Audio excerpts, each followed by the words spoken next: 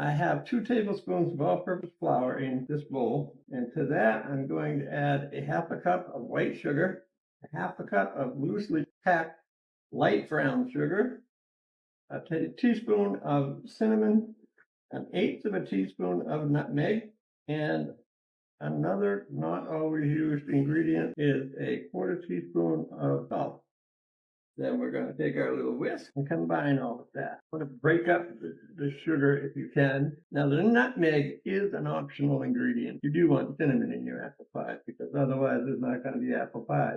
And there's one more ingredient, my grandmother's secret. That secret ingredient is cornstarch. Most apple pie recipes call for just flour, but that leaves a pie that's a little too wet for me. It has too much water in the bottom. We just add that to our dry ingredient. What you want to do is use 2 tablespoons of flour and 1 tablespoon of cornstarch. Now, after I sliced these apples and rinsed them, I dumped them in this bowl on a paper towel to absorb some of the excess moisture, but I do my best to get rid of all the extra liquid.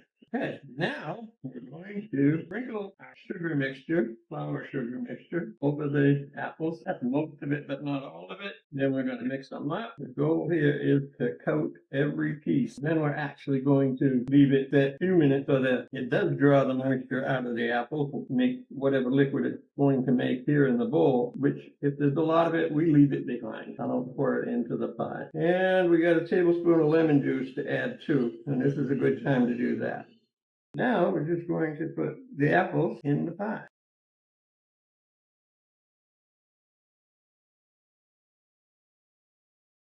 Try not to let too many of the apples be stuck together because then they'll cook like they were one big solid piece and it'll take a long time. And we'll end up with some hard chunks of apple in our pie and we really don't want that. I think we can get about 1 more scoop's worth on here. Oven is up to temperature. Oh, by the way, this is how much water there is in the bottom of that bowl. And we would not want that in our pie. Finally, we put the top crust on. This pie is going to go in a 400-degree oven for 25 minutes. At the end of that 25 minutes, without opening the oven door, we are going to reduce the temperature of the oven to 375 degrees and bake it for another 35 minutes or so.